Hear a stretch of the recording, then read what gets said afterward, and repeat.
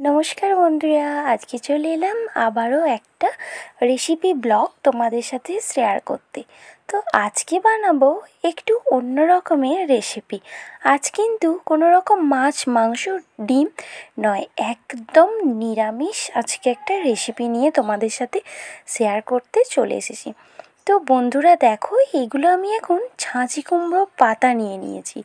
তো ছাঁচি কুমড়ো পাতাগুলোকে ভালোভাবে ধুয়ে নিয়েছি।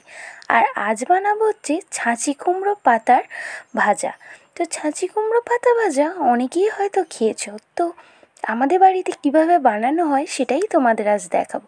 দেখো, ছাঁচি কুমড়ো পাতাগুলোকে প্রথমে ভালো করে ধুয়ে নিয়েছিলাম। তারপর ওগুলোকে খুলে নিয়ে পাতাগুলোর মধ্যে অল্প অল্প করে একটু হলুদের গুঁড়ো আর অল্প করে একটু লবণ দিয়ে পাতাগুলোকে এখন হলুদ আর লবণেতে খুব ভালোভাবে মিশিয়ে নিতে হবে। দেখো, সব পাতাগুলোকে এভাবে আস্তে আস্তে ভালো করে নুন আর হলুদটা মিশিয়ে নেব। তো এই রেসিপিটা কিন্তু অনেক সুন্দর একটা রেসিপি আর সম্পূর্ণ নিরামিষ রেসিপি। বাড়িতে আপনারা খুব সহজেই বানিয়ে ফেলতে পারবেন। এরপর নিয়ে নেব কিছুটা সর্ষে, আর সর্ষেটাকে এখন ভালো করে বেটে নেব। তো শিলেতেই বাটবো। শিলের বাটনার রান্নায় কিন্তু অনেক সুন্দর টেস্ট হয়। তো তোমরা চাইলে মিক্সিও বাটতে পারো, আমি তো শিলেই বেটে নিচ্ছি।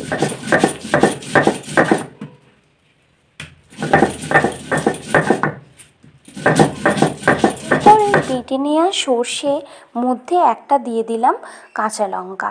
তোমরা চাইলে কিন্তু শুকনো লঙ্কাও ইউজ করতে পারো, যে যেরকম ঝাল খাবে। এটা কিন্তু তবে খুব বেশি ঝাল না, কারণ সর্ষে এমনি একটা ঝাঁঝ জিনিস, ভাতের সাথে খেতে গেলে কিন্তু প্রচণ্ড তাহলে কিন্তু ঝাল লাগবে আর ভালো লাগবে না।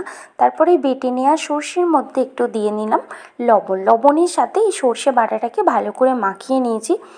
এরপর নুন হলুদ মাখিয়ে রাখা পাতাগুলির মধ্যে ওই সর্ষে বাটাটা অল্প অল্প করে দিয়ে নেব। খুব বেশি কিন্তু দিলে হবে না, তাহলে কিন্তু ভাত খাওয়ার সময় প্রচণ্ড ঝাঁঝ লাগবে আর খেতে একদমই ভালো লাগবে না। এবার ওই নুন হলুদ মাখিয়ে রাখা পাতাগুলির মধ্যে এই সর্ষে বাটাটাকে খুব ভালোভাবে মাখিয়ে নেব। দেখুন, প্রত্যেকটা পাতাগুলিকে খুব ভালো করে মাখিয়ে নেব। যদিও সর্ষে বাটাটা আজকে একটু বেশি হয়ে গেছে, তো এটা কিন্তু যতটা কম দিয়ে খাবেন ততটাই কিন্তু ভালো লাগবে, কারণ খুব বেশি দিলে ঝাঁঝ লাগলে খেতে পারবো না।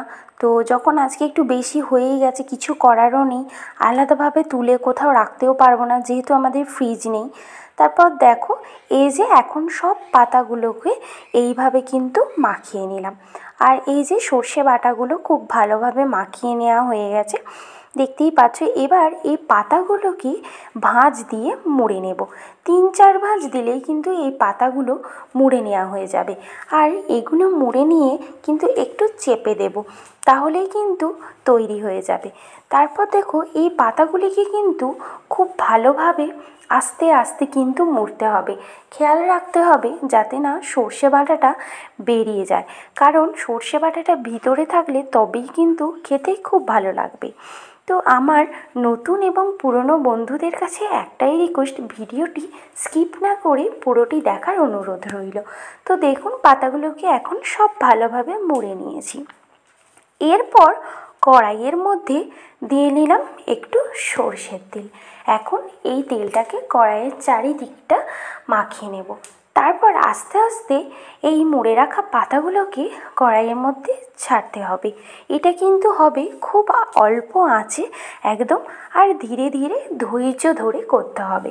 আর খেয়াল রাখতে হবে যাতে পাতাগুলি না খুব বেশি ভাজা হয়ে যায়, তাহলে কিন্তু তেতো হয়ে যাবে। কারণ এটা এমনিতেই একটা সর্ষে দেয়া, সর্ষে যেহেতু ঝাঁঝ, আর খুব বেশি যদি এটা ভাজা হয় তাহলে কিন্তু চুঁয়ে যাবে আর ভাতের সাথে অতিরিক্ত তেঁতে লাগবে। দেখো, পাতাগুলোকে আস্তে আস্তে ভাজছি। আস্তে আস্তে ভাজতে ভাজতে একটা কালো কালো টাইপের রং চলে আসছে। এই হালকা সামান্য একটু কালো হলেই কিন্তু তুলে নিতে হবে।